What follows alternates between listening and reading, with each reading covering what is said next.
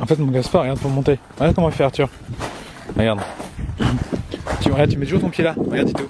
Tu mets toujours un pied ici. Tac, tac, vas-y. Vas-y, monte. Voilà, tu mets un pied tout le temps là. Tu te tiens avec tes mains. Allez, mets un pied là. Voilà, un pied ici. Voilà, tu te tiens. Voilà, ton autre pied là, parfait. Vas-y, continue. Voilà, ton pied ici, mollo. Mets-le là, ton pied. Appuie ici avec ton pied.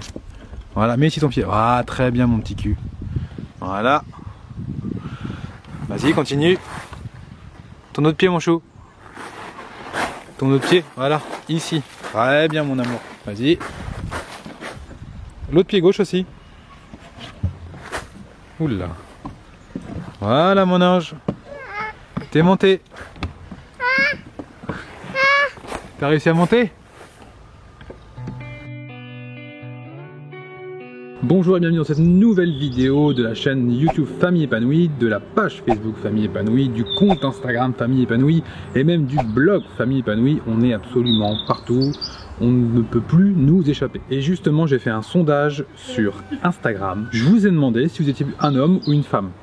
Il y a eu environ, je crois, 1500 réponses. Il y a eu 17 hommes, le reste c'était que des femmes. Et souvent les mamans, dans les messages que vous envoyez, vous nous dites comment faire parce que mon conjoint, mon mari, il est pas trop dans la parentalité positive. C'est déjà difficile à deux en tant que parent. Alors si en plus tu es toute seule et tu dois te battre contre ton mari, c'est compliqué. Donc tag ton mari, ton conjoint sur cette vidéo. Si tu es sur Facebook, si tu es sur YouTube, tu partages la vidéo et tu la partages directement sur son mur Facebook. Et donc j'ai décidé de faire une vidéo spéciale pour les papas et pour les papas qui ont plus de mal avec la parentalité positive, qui trouvent que c'est un peu gnangnan, qu'il faut que les enfants, bah voilà, il faut que parfois leur mettre un bon petit coup de pression pour qu'ils obéissent. Il faut bien évidemment les punir. Donc clairement cette vidéo, soit tu vas l'adorer, soit tu vas la détester. Parce que j'ai décidé de mettre les deux pieds dans le plat et je vais pas t'expliquer que les violences éducatives ordinaires c'est pas top. Je vais t'expliquer que les douces violences c'est pas top. Donc il y a des trucs où toi-même maman qui fait de la parentalité positive, tu vas un peu halluciner. Alors je prends mon téléphone parce qu'en fait les douces violences c'est un article que j'ai écrit au tout début du blog. C'était il y a fort longtemps maintenant dans une galaxie très lointaine. Douce violence, c'est un oxymore, ça veut dire que c'est deux mots qui n'ont rien à voir entre eux et qui veulent un peu rien dire. Violence et douce, forcément, les deux n'ont rien à voir ensemble. Donc c'est quoi? En fait, ce sont des violences du quotidien, mais qui sont douces. Et du coup, beaucoup de personnes ne considèrent pas ça comme une violence, parce qu'une violence c'est plutôt physique, c'est plutôt verbal. Donc c'est pas vraiment une violence, mais ça met l'enfant dans un inconfort. Et beaucoup de parents, comme toi, comme moi, comme Amélie, comme 99% des parents aujourd'hui, ont reçu ça en étant enfant. Et donc, on reproduit ça de façon logique, sans même parfois se poser la question de savoir si c'est bien ou pas. On le fait sans réfléchir et on sait même pas, on n'a même pas pensé au fait que ça pouvait porter atteinte, préjudice à l'enfant. Alors ces 12 violences, elles sont issues d'un livre qui a été écrit par Christine Schul. C'est un truc qu'elle a fait par rapport à la crèche, donc forcément en crèche, pour les professionnels de la petite enfance, il y a beaucoup d'enfants, ça crie. Donc elle a fait un bouquin où elle a recensé tous ces 12 violences et pour les aider en fait à les supprimer. Donc je les ai mis à la sauce, on va dire par an. Je passe vite parce qu'il y en a beaucoup, il y en a que je vais commenter, d'autres que je ne commenterai pas. Donc il a parlé de votre enfant à la 3e personne alors que votre enfant est au milieu de la transmission. Bah oui, si tu es avec ta femme et puis il y a un pote à toi qui est à côté et tu parles à ta femme de ton pote. Bah oui, oui c'est bizarre ce gars-là, dis donc, on évite de le faire pour que lui se sente quand même intégré donc, à la conversation et qu'il existe en tant que vraie personne. Faire des transmissions essentiellement négatives, c'est assez logique. Parlons plutôt positif, c'est meilleur pour l'enfant. Critiquer ouvertement un proche de la famille devant l'enfant. Donc c'est pareil, ça l'enfant il peut pas comprendre la critique, donc on évite de le faire. D'ailleurs, je te conseille d'éviter de critiquer toutes les autres personnes que tu côtoies. Ça sert à rien pour toi, ça te pollue le cerveau et il vaut mieux se concentrer sur des pensées positives. Appelez votre enfant uniquement par des surnoms ne respectant pas sa véritable identité. Alors nous, clairement, c'est une douce violence qu'on fait parce qu'on les appelle souvent par des petits surnoms. Alors c'est vrai qu'en crèche ou à l'école, vaut mieux les appeler par leur prénom parce qu'ils sont nombreux, enfin, on a bien compris pourquoi. Mais à la maison, oui, c'est une douce violence qu'on fait et c'est une douce violence sur laquelle on ne travaille absolument pas. On continue à leur donner des petits noms et puis bien sûr on les appelle Arthur, Gaspard, Constance assez régulièrement. D'ailleurs on dit souvent Constance, mais on lui donne plein de surnoms.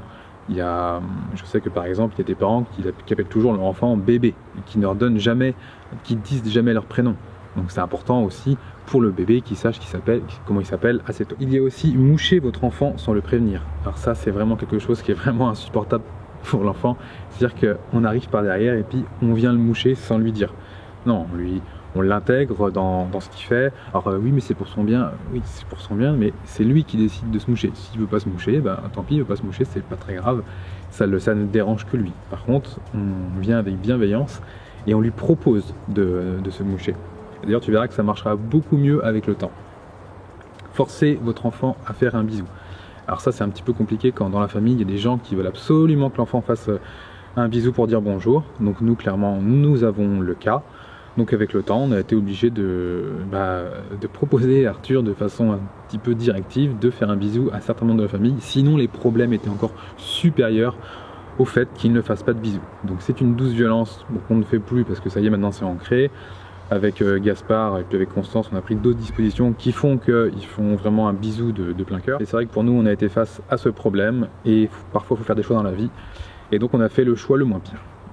Ensuite, il y a les douces violences lors des jeux et activités. Il y a par exemple forcer votre enfant à faire une activité. S'il n'a pas envie de faire une activité, c'est pas grave, il n'y a aucun problème. Presser votre enfant, lui mettre la pression pour qu'il se dépêche. En fait, souvent on dit dépêche-toi, on va être en retard, enfin, tous ces trucs-là. Ça marche pas. Parce qu'en fait, l'enfant, lui, il n'a pas cette notion du temps, donc il ne comprend pas en fait qu'on va être en retard. Lui, à un moment, il voit sa maman ou son papa s'activer dans tous les sens. Ouais, ok. Donc lui, ce qu'il a qu'une envie, c'est limite de partir, prendre ses aises, puis limite d'aller jouer. Donc si on veut qu'il se dépêche réellement, on utilise des mots qui n'ont rien à voir avec dépêche-toi, mais on lui parle de l'endroit où on va aller. Donc, il va chez un ami, une amie, bah, tiens, ça te plairait d'aller voir un tel, boum, ah oui, ah tiens, bah monte dans la voiture. Hop, c'est parti. Ensuite, commentez négativement les acquisitions de votre enfant. C'est assez logique, hein. On utilise plutôt des phrases positives. Comparez vos enfants entre eux. Pareil, la comparaison n'a malheureusement aucun intérêt. Au pire, ça dévalorise, mais ça ne sert strictement à rien. Ne pas laisser votre enfant emporter un jouet qui lui tient à cœur lors des sorties. Donc ça, c'est plus par rapport à la crèche, c'est-à-dire qu'on empêche l'enfant de prendre un jouet et le ramener à la maison. Donc là, c'est pareil. Par exemple, son doudou, si on veut pas qu'il salisse son doudou, bah, on trouve des solutions. Nous, par exemple, on n'a pas de doudou, on estime que ce n'est pas utile pour nos enfants parce qu'on est tout le temps avec eux, on s'occupe d'eux et on n'a pas besoin de faire un lien de doudou. Mais il y a beaucoup d'enfants qui ont un doudou parce qu'ils vont à la crèche, ils vont à l'école, ils vont chez la nounou, donc ils ont besoin d'avoir ce lien avec la maison.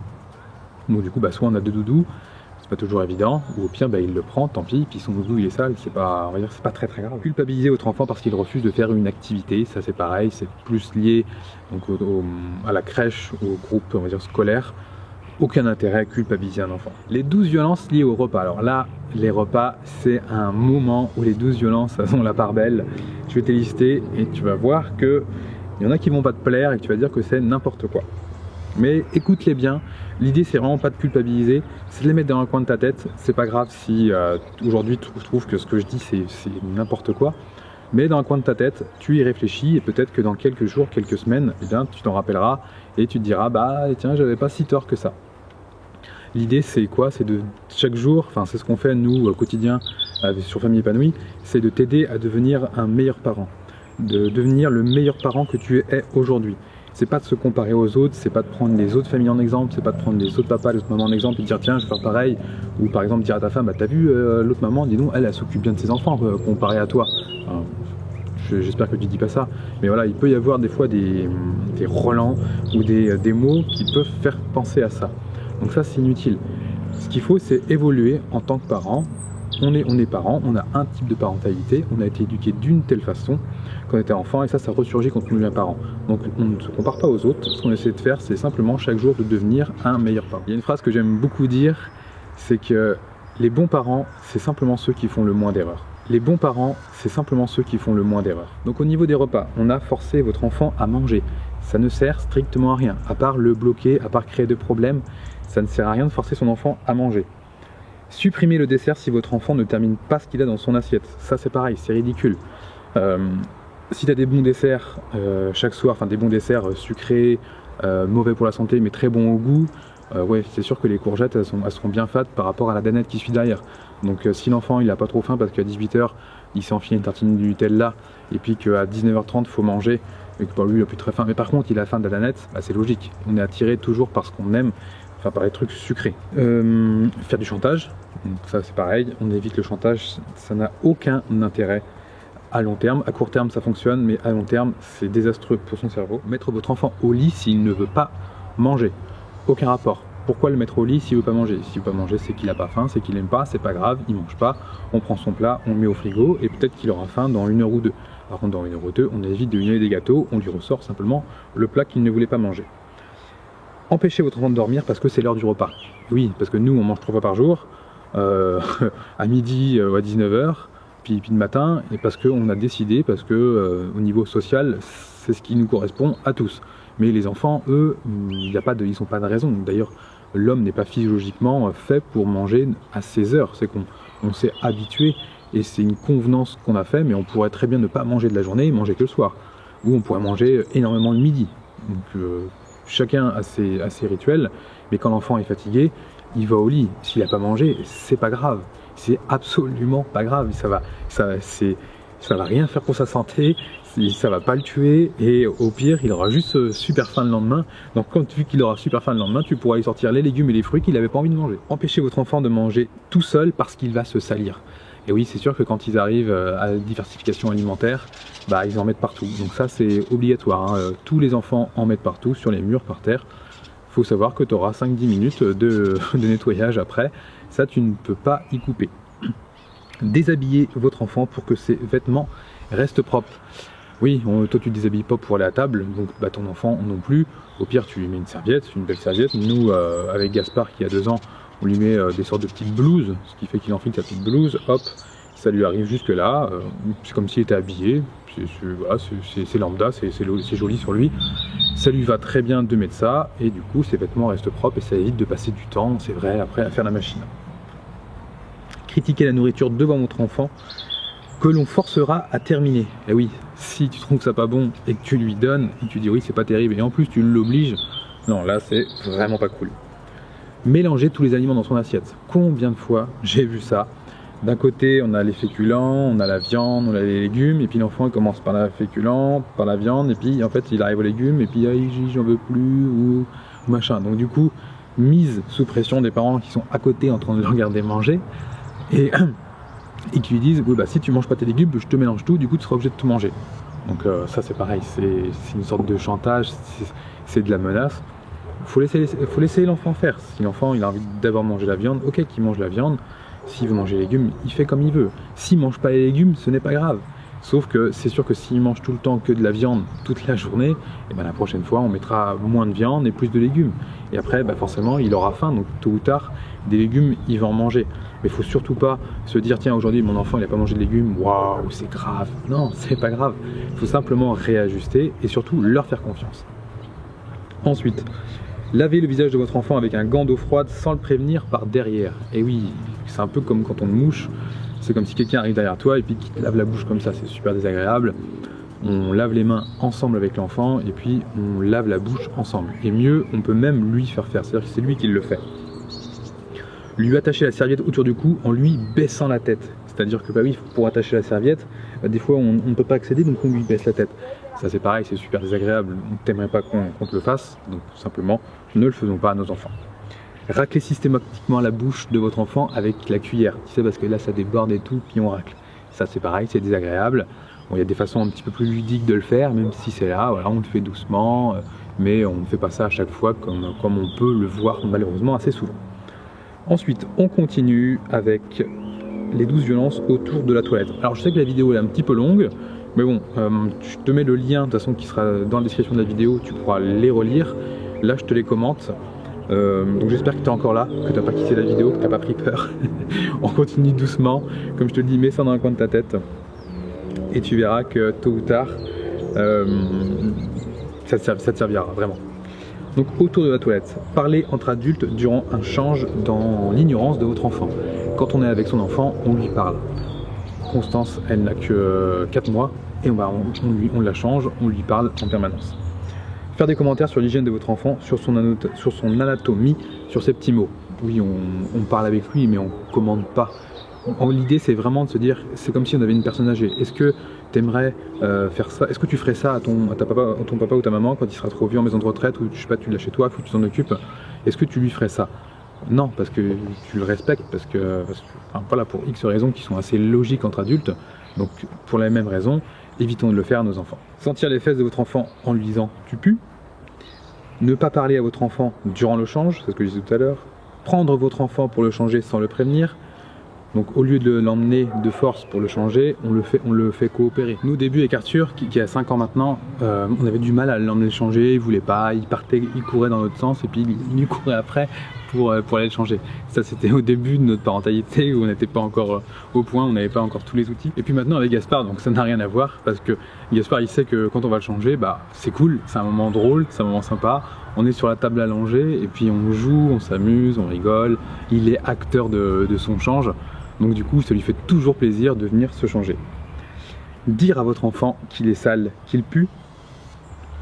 Empêcher votre enfant d'aller aux toilettes, parce que c'est galère, donc du coup fais dans ta couche, ça c'est pas top quand même. Laisser longtemps votre enfant sur le pot jusqu'à ce qu'il y ait quelque chose dedans, ça c'est pareil. Est-ce que tu t'aimerais qu'on te laisse sur un pot pour faire caca? C'est lui qui va décider d'être propre, on l'aide à devenir propre, on ne l'oblige pas à devenir propre. Gronder votre enfant qui a fait caca alors que vous venez juste de le changer. Bon, ça c'est assez logique. Parler devant tout le monde d'un souci concernant votre enfant, surtout quand il est là. Ça c'est pas, voilà, c'est un petit peu les mêmes 12 violences qu'on a vues un petit peu avant tout à l'heure. Et pour terminer, le dernier groupe, les 12 violences qui sont liées au sommeil aussi, ça c'est assez récurrent. Il y a forcer votre enfant à dormir. C'est-à-dire que quand il est 20 h, votre enfant il est peut-être pas fatigué. Donc c'est pas parce que vous avez décidé que c'était l'heure de dormir que lui il a décidé que c'est l'heure de dormir. Donc il y a deux solutions. C'est soit tu t'arranges en amont donc pour caler le fait qu'il soit fatigué à 20 h parce que ça t'arrange, parce que tu as envie d'avoir une soirée longue, ou soit tu le forces à dormir et ça va être la Java tous les soirs. Alors en fait c'est très facile à faire, hein. Amélie au début nous c'est ce qu'on faisait, c'est qu'on couchait Arthur à 20 h et on pensait qu'il allait s'endormir. Puis qu'on allait avoir la soirée tranquille parce que je sais pas, tout le monde apparemment a ça, tous les parents avaient ça. Alors détrompe-toi, hein. C'est absolument pas aussi simple, loin de là. Et ça a été même assez compliqué au départ chez nous parce qu'en fait Arthur dormait pas, ça pouvait durer tard, on avait plus de soirée, et dès qu'il arrivait le soir c'était super compliqué. Donc il y a Amélie qui a fait une méthode sur ce sujet. Donc je te mets aussi le lien et je le mets sur le i si tu es sur YouTube, où elle te donne les 5 points clés pour endormir son enfant. Donc va aller voir si tu as des problèmes de sommeil avec ton enfant, tu ne le regretteras pas. Ensuite, ne pas coucher votre enfant lorsqu'il a sommeil. Donc là c'est l'inverse, on ne couche pas parce qu'il n'a pas sommeil, parce que ça nous arrange. Voilà, ça on évite de le faire bien évidemment, parce que sinon c'est crise assurée. Réveillez rapidement votre enfant qui dort sans explication. Voilà, simplement on le respecte. Discutez à haute voix alors que votre enfant essaie de s'endormir ou dort, comme avec un adulte, on ne le ferait pas, donc on ne le fait pas avec lui. Et la dernière, laissez votre enfant dans son lit lorsqu'il est bien réveillé parce que vous êtes occupé.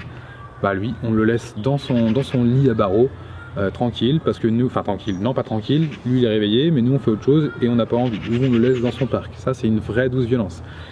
Comme le dit Maria Montessori, le lit à barreaux c'est une cage.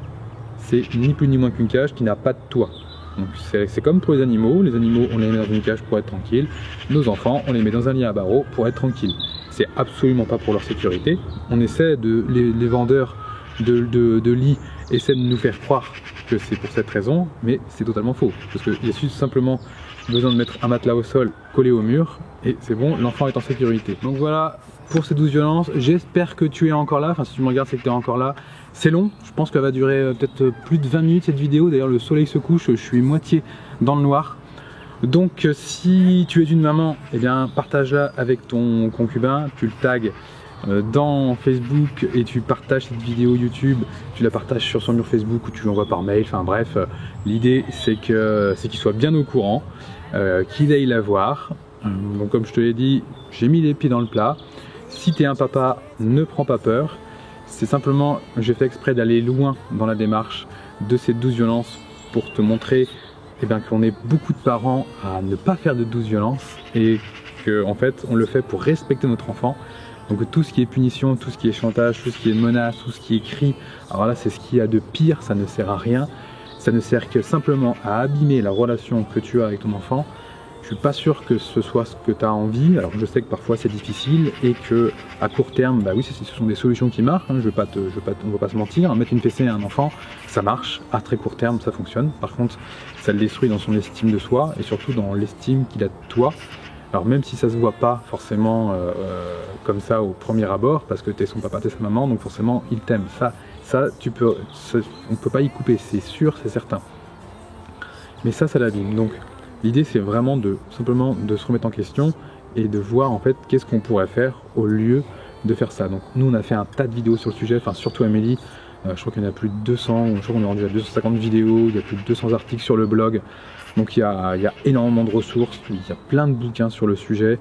Alors peut-être que tu n'as pas envie de lire, que c'est un petit peu galère, mais en tout cas on a plein de vidéos, donc va vraiment aller voir. Va sur le blog, va jeter un œil, va lire des articles, tu verras que ça peut t'aider. Le principal, comme je te disais tout à l'heure, c'est vraiment d'évoluer doucement.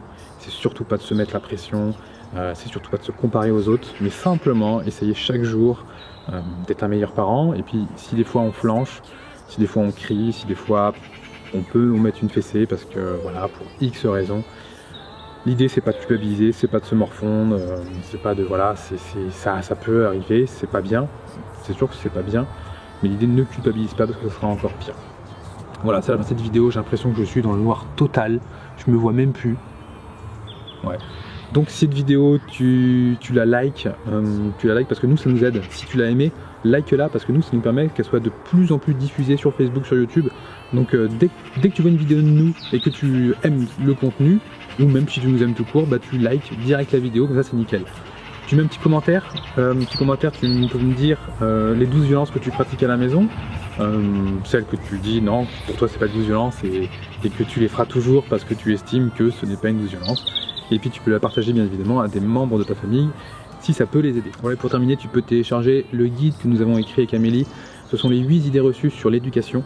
Donc là c'est pile poil dans le thème de cette vidéo, donc si tu l'as pas encore lu, clique sur le lien qui se trouve quelque part, si tu as envie de le trouver tu le trouveras. Sur ce, je te souhaite une très belle journée, prends soin de toi et de tes enfants.